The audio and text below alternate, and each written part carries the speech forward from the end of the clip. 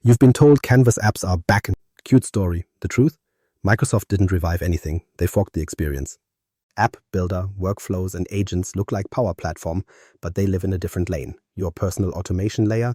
In the next few minutes, I'll show you the architectural split, the data layer trade-offs, and the governance switches that keep Copilot from leaking secrets. You'll learn exactly where App Builder fits, why SharePoint lists are a trap, and the one policy that saves your tenant. Now let's peel back the facade, starting with what Microsoft quietly changed.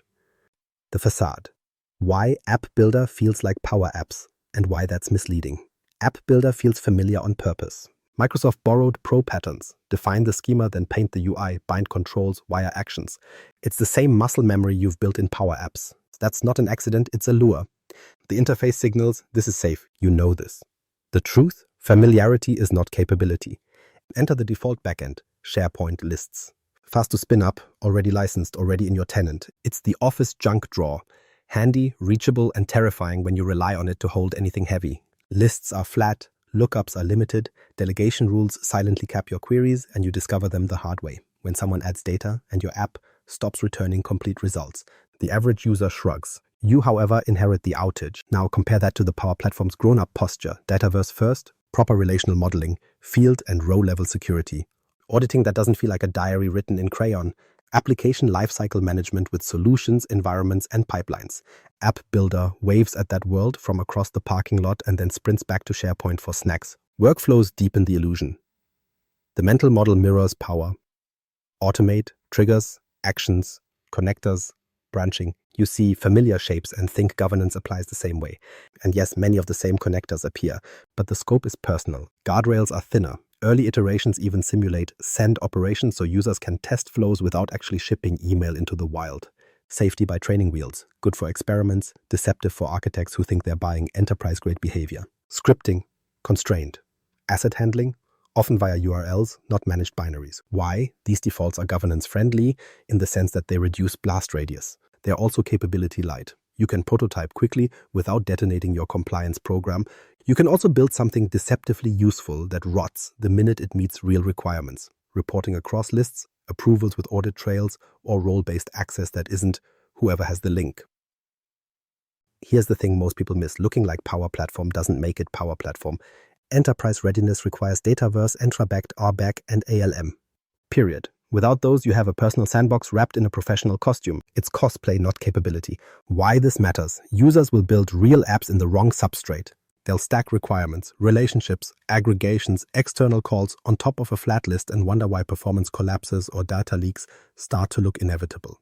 Then your team gets the inevitable. Can you make this scale? Email translation. Please migrate our toy into a plane while we're flying it. Let me spell out the traps so you can spot them early. Delegation limits mean your filters stop working at scale and the app shows partial data with alarming confidence. API limits on list operations throttle what feels like just a small automation. Lookup ceilings turn your quick join into a dead end. Performance degradation arrives gradually, then suddenly, like a misconfigured index revenge. And security? Personal context inheritance means access looks fine until the creator leaves or moves roles. Then permissions evaporate, ownership gets muddled, and you're running recovery operations on a tool nobody documented because, of course, it was just a little app. This is how Shadow IT graduates from nuisance to incident. So yes, App Builder feels like Power Apps. That's the misdirection. It's optimized for speed, not structure, for personal value, not shared accountability. It lowers friction so people can think with their hands.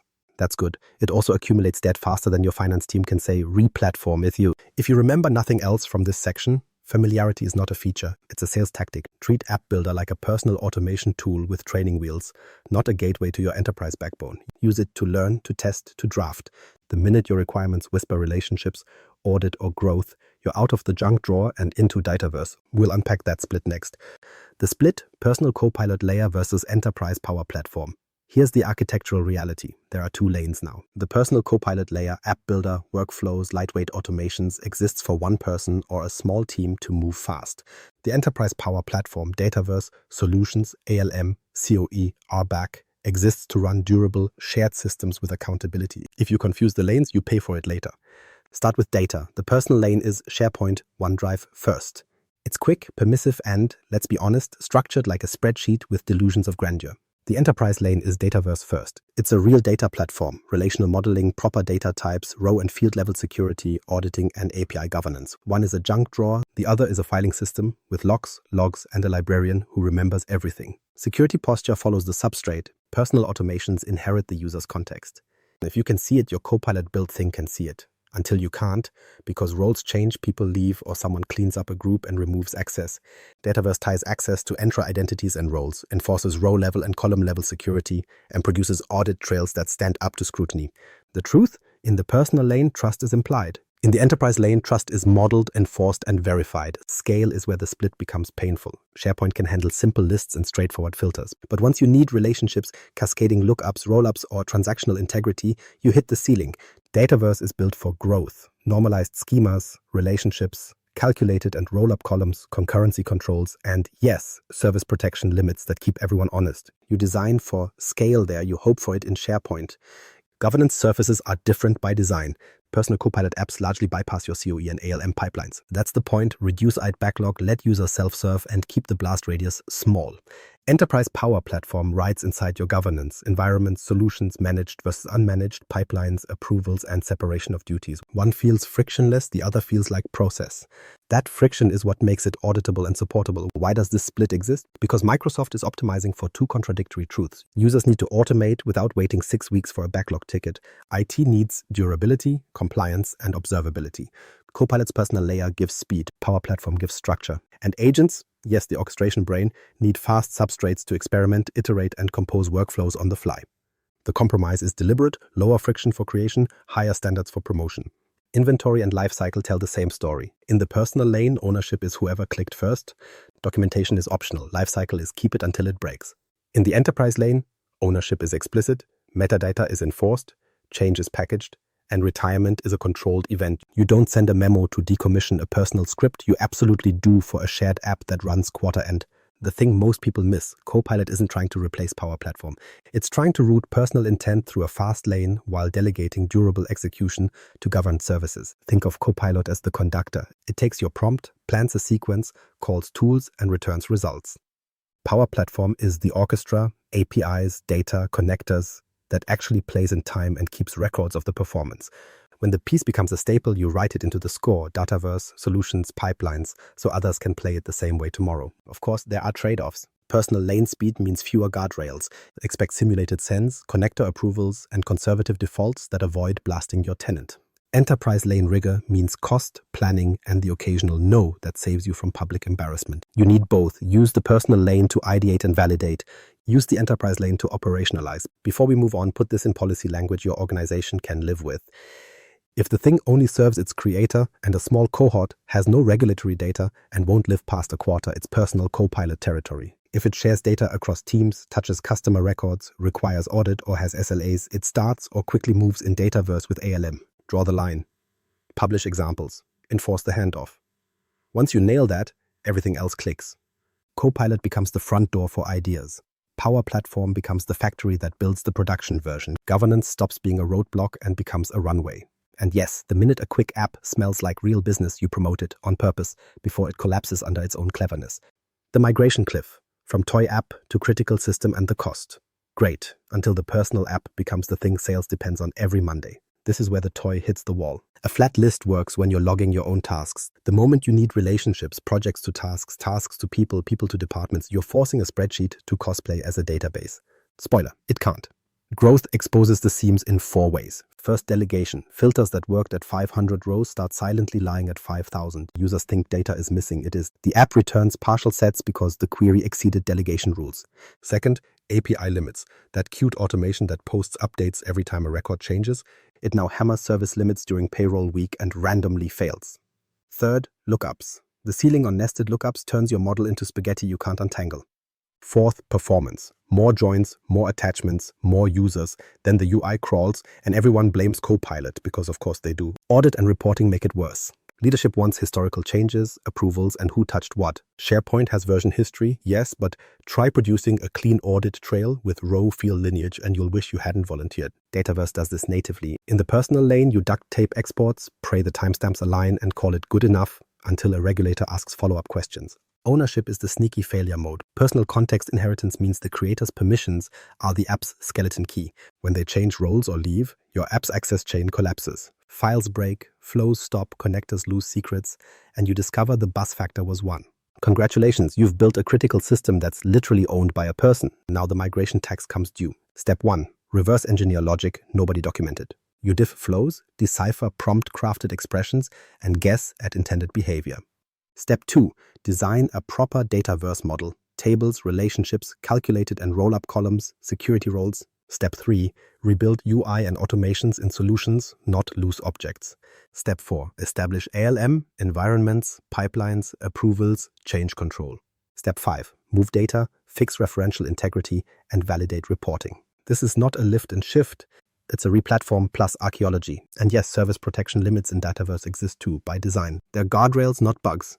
You'll refactor to batch operations, respect retry after headers, and stop pretending bursty, unbounded calls are fine. This is the price of real scale.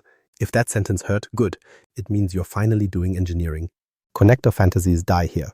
We'll just email the PDF. No, you won't, not without approvals, DLP checks, and sometimes simulated sends in the personal lane. Admins rightfully gate external systems. Personal workflows let people experiment. Enterprise workflows require governance. If emailing customers is a business process, it belongs in governed connectors with audit, not in someone's side project. So how do you spot the cliff before you drive off it? Look for these signals. More than one list and cross-list joins. Approvals that need audit trails. External APIs, customer data, or finance data. Reporting that requires consistent historical truth. A second team asking to use it. Any two of those, you're already late. Graduate to Dataverse. Here's the shortcut nobody teaches. Define exit criteria on day 1. Write a Dataverse threshold and publish it. Example, if we need more than one relationship per record, role-based access beyond site permissions, or more than a few thousand rows with reliable filters, we move. If it touches regulated data, we start in Dataverse. If it becomes shared beyond a pilot team for more than 1 quarter, we move. Simple. Enforce it. A micro story to make this concrete. A team built a time tracker with App Builder. It worked until month 3. They needed department-level roll-ups, manager approvals, and weekly reporting. Delegation bit them, lookups maxed out, and the flow started hitting limits on Fridays. They rebuilt in Dataverse across 2 sprints and never looked back. The difference wasn't AI got smarter. The difference was the right substrate. The truth? Speed is the appetizer. Governance is the meal. Design for the exit, or you'll pay for the rescue. Now, let's put guardrails where they actually work. Governance that actually works. DLP, permissions, and restricted surfaces. You keep speed without detonating compliance by governing the edges, not micromanaging the middle. Start with the policy that actually stops leaks. Label first DLP. Sensitivity labels in Microsoft Purview are the bouncer at the door. If content is labeled confidential or highly confidential, Copilot respects that label and either refuses to process, redacts payloads, or routes the request through allowed paths only. This is how you prevent summarize the merger deck from becoming oops. And yes, the Copilot policy location matters. Put your allow deny for processing under the Copilot-specific DLP controls, not just generic Exchange or SharePoint DLP, or you'll miss the runtime that matters. Permission hygiene is next. Least privilege isn't a slogan, it's the brake pedal. Run access reviews on key sites. Use tools like site access management and data access governance to surface oversharing you already forgot about. Fix broken inheritance, kill everyone except external users where it never belonged, and tag your crown jewels with sensitivity labels so DLP has teeth. Copilot aggregates what permissions allow. If your baseline is sloppy, Copilot will be a megaphone for your mistakes. Restricted SharePoint search is your containment switch during rollout waves. You temporarily limit Copilot's indexable scope to approved sites while you remediate the mess. That buys you time to relabel content, correct permissions, and standardize ownership without turning Copilot into a tenant-wide spelunker. No, it's not a forever state. It's triage. Close the doors, clean the room, then reopen what's ready. Now the playbook, use this verbatim if you like brevity. 1. Enable Copilot DLP and explicitly block processing of confidential and highly confidential content unless the destination and agent are in your allow list. 2. Require labels on document libraries that feed Copilot or App Builder assets. Auto-label where feasible, manual for the weird edge cases. 3. Permission hygiene, quarterly access reviews on high-value sites, immediate cleanup of open links, and a ban on orphaned owners. 4. Scope control, turn on restricted SharePoint search for pilot groups, widen as remediation completes. 5. Connectors. Require admin approvals for email and external systems. Log new connector use. Review weekly. 6. Monitoring. Watch the Purview audit stream for Copilot activity. And tune policies based on reality, not vibes. Licensing matters because features aren't imaginary. Advanced DLP and richer analytics live in E5 or E5 compliance. E3 gives you core DLP, which is enough to enforce labels and block obvious exfiltration, but lighter on granularity. Translate budget into reach. If you want fine-grained policies, broader coverage, and better reporting, fund it. Otherwise, constrain scope and be honest about what you can't see. Guardrails are not the enemy of velocity. They're how velocity becomes sustainable. Allow personal automations by default, inside the low-risk lane. Block sensitive processing by default until you explicitly allow it. Put approvals in front of risky connectors, email, external storage, custom APIs. But that slows people down. Correct, it slows down the parts that create incidents. Everything else stays fast. Migration governance needs a line in the sand. Declare what's personal versus enterprise. Document the handoff to Dataverse, criteria, templates, and the process to promote. Ownership gets reassigned from a person to a team, Entra roles replace ad hoc permissions, and agents or flows move into environments with solutions and pipelines. You're not punishing experimentation, you're upgrading it to a supported service. Agent governance deserves its own checklist. Inventory agents centrally. Export metadata, owner, capabilities, connected data, sensitivity exposure. Assign Entra agent IDs, so access is auditable and revocable. Tag capabilities, who can email, who can post externally, who can touch finance. Enforce least privilege permissions for agents just like users. And when someone leaves, reassign agent ownership and secrets immediately. Deprovision on a schedule, not after the outage. 2 micro warnings most people ignore. First, simulated send is a training wheel, not a hall pass. Don't treat it like a sandbox to bypass approvals. Second, URL-based asset handling is not content management. If it matters, bring it into governed repositories with labels. Don't duct tape links into prompts and call it hardened. The truth, you don't need perfect governance. You need consistent, enforced boundaries. Labels drive decisions. Permissions reflect reality. Search scope limits blast radius. Approvals gate risk, do that, and Copilot can accelerate the right work without turning your tenant into a very efficient leak. What Microsoft is really building, agents as the new runtime. Now the real agenda. Enter agents, the runtime that plans, calls tools, and checks its own work. Not a single chatbot with good manners. A multi-agent system with specialization, one agent that knows HR policy, another that understands finance workflows, another that can negotiate calendars without starting a small war. They coordinate, they hand off, they keep receipts. Copilot Studio is the cockpit. Low-code tuning lets you define capabilities with your data and workflows. Pro-code toolkits wire in APIs and custom skills when low-code taps out. The result isn't a bot. It's a governed operator that understands your processes and executes them repeatably. And yes, human in the loop is built in. Agents show steps, you approve, they continue. Control isn't optional, it's the default. Identity matters. Agents get Entra agent IDs, so access is role-based, auditable, and revocable. Compliance isn't bolted on later. Purview labels flow through, DLP policies apply, and when an agent touches Dataverse, information protection rides along. The data layer is deliberate. Durable records live in Dataverse. Transient scaffolding can live in SharePoint while you prototype. Compare that to random macros on someone's desktop. This is civilization. Operationally, Copilot plans, assembles, and orchestrates. Power Platform provides durable services, data, connectors, APIs that stand the test of Monday mornings. The reason SharePoint first keeps showing up in App Builder is speed. Agents need a low-friction substrate to sketch solutions, iterate, and discard. When a pattern proves valuable, you promote it. Dataverse tables, solutions, pipelines, so the agent's plan runs against governed backends. Your new job isn't to paint every screen, it's to govern connection points, classify data so agents know what they can touch, approve connectors with real oversight. Define agent permissions like you would a service account. Least privilege, capability tags, separation of duties. Keep an inventory you can export. Reassign ownership when people move. Deprovision on purpose. Future-proofing is policy, not prophecy. Publish your Dataverse thresholds so promotion isn't an argument. Template common agent patterns. Onboarding, QBR prep, incident triage, so teams don't reinvent brittle flows. Document ALM for escalation so personal becomes enterprise without a bonfire. The truth? Agents are the new runtime. Power Platform is the backbone. Your governance is the circulatory system that keeps the organism alive. Rapid implementation checklist. Define the lanes. Publish criteria and examples for personal Copilot apps versus enterprise Power Platform. If it's personal, short-lived, and low risk, it's fine to live in the personal lane. Everything else gets Dataverse and ALM. Set Dataverse thresholds. Relationship count, record volume, external APIs, audit needs, role-based access. Cross any two, you promote. Turn on Copilot DLP. Use the Copilot policy location.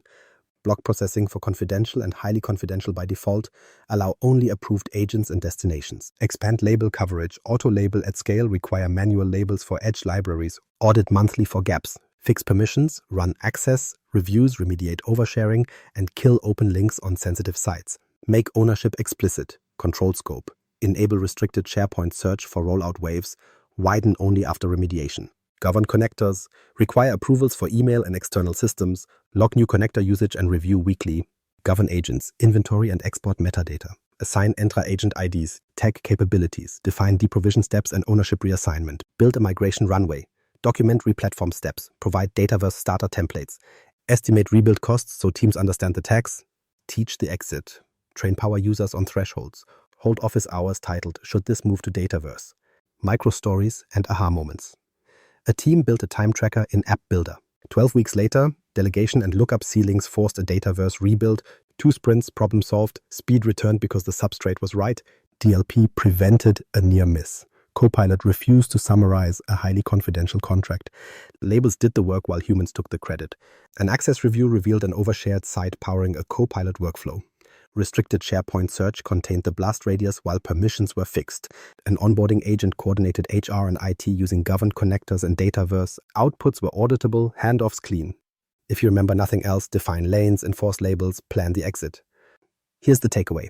Copilot didn't resurrect Canvas apps. It created a personal automation lane, while agents become the runtime and Dataverse remains the governed backbone. Do the smart thing this week, publish your lane policy, enable Copilot DLP with label-based blocking, and set Dataverse thresholds so promotions aren't debates. If this saved you cleanup hours, subscribe and catch the next deep dive on agent governance, identity, permissions, and lifecycle, so your tenant scales without drama.